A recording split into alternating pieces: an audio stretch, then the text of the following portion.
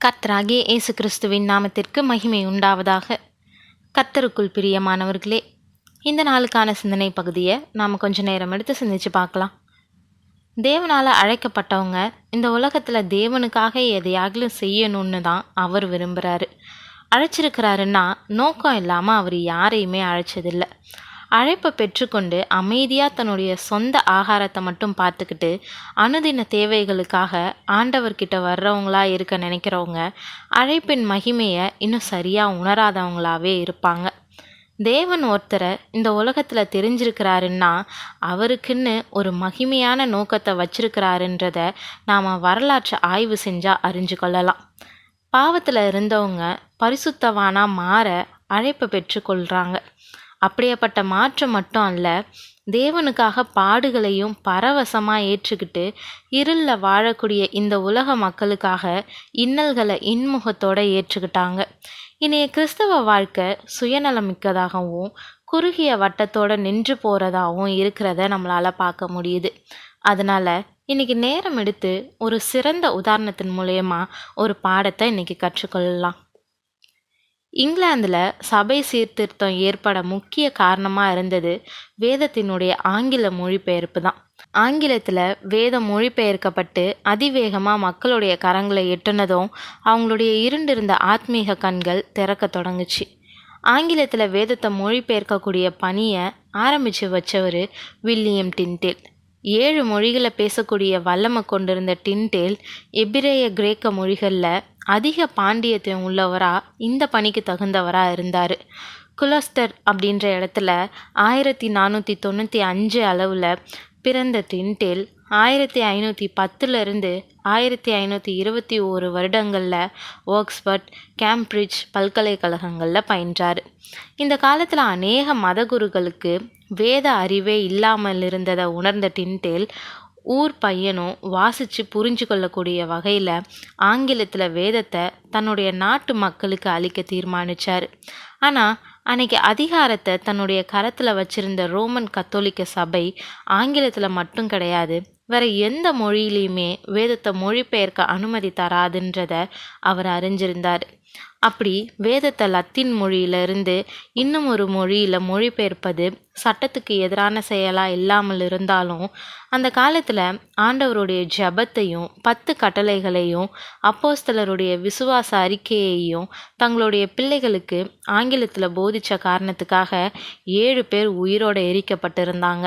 ஆனால் ஜெர்மனியை அடையிறதுக்கு முன்னாடி ரகசியமாக புதிய ஏற்பாட்டை மொழிபெயர்த்து முடிச்சிருந்தார் டிண்டேல். விண்டன்பர்க்கில் இருந்து கொலோனை அடைஞ்ச டிண்டேல் தன்னுடைய மொழிபெயர்ப்பை அச்சிடக்கூடிய பணியில் ஈடுபட்டார். அச்சுப்பணி பாதி முடியறதுக்கு முன்னாடியே அது அச்சிடப்படுதுன்றதை அறிஞ்ச கத்தோலிக்கர்கள் டிண்டேலுக்கு பெருந்துன்பத்தை விளைவிச்சாங்க. இதனால் கொலோனில் இருந்து தன்னுடைய மொழிபெயர்ப்போட எதிரிகள்கிட்டையும் இருந்து தப்பி டிண்டேல் வேம்ஸ் அப்படின்ற இடத்த அடைஞ்சார். அங்கே இறுதியாக தன்னுடைய வேத மொழிபெயர்ப்பை அச்சிட்டு முடித்தார். வேம்ஸ்லேயே டிண்டேலினுடைய முதல் புதிய ஏற்பாடு பிரதி வெளியானுச்சு. அரசன், அதிகாரிகள், கட்டுப்பாடுகள்னு எல்லாத்தையும் மீறி இந்த புதிய ஏற்பாடு இங்கிலாண்டை 1526 அடைஞ்சிது. ஜெர்மனியில் இருந்த இங்கிலாந்து வியாபாரிகள் மூலமாக டிண்டேலினுடைய புதிய ஏற்பாடு கடத்தப்பட்டு இங்கிலாந்தினுடைய நகரங்கள், கிராமங்கள்னு எல்லா இடத்துலையும் பரவ தொடங்குச்சு. பிஷப் டின்ஸ்டல் இந்த பிரதிகளை கைப்பற்றி அழிக்க பெரும் முயற்சி செஞ்சார். இதை கேள்விப்பட்ட டிண்டேல் புதிய ஏற்பாட்டை எரிக்கிறது மூலயமா நான் எதிர்பார்க்காததை அவங்க செஞ்சிடல, அவங்க என்னையும் கூட எரிப்பாங்க, கர்த்தருக்கு விருப்பமானா அதுவும் நடக்கட்டும்னு சொன்னார். டிண்டேல் தன்னுடைய எதிரிகளின் கரங்களில் பிடிபடாமல் தொடர்ந்து எழுதியும் மொழிபெயர்ப்பு வேலைகளை தொடர்ந்து வந்தார். இறுதியில் அவர் சிறைப்பிடிக்கப்பட்டு பிரசல் நகரத்தில் ஒரு கோட்டையில் வைக்கப்பட்டார். சிறைப்பிடிக்கப்பட்டு 16 மாதங்களுக்கு அப்புறம் ஆகஸ்ட் 1536 டிண்டேலுக்கு தண்டனை விதிக்கப்பட்டுச்சு. தன்னுடைய செயல்களுக்காக மன்னிப்பு கேட்கும்படி டிண்டேல் அவருடைய எதிரிகள் வற்புறுத்தினாங்க.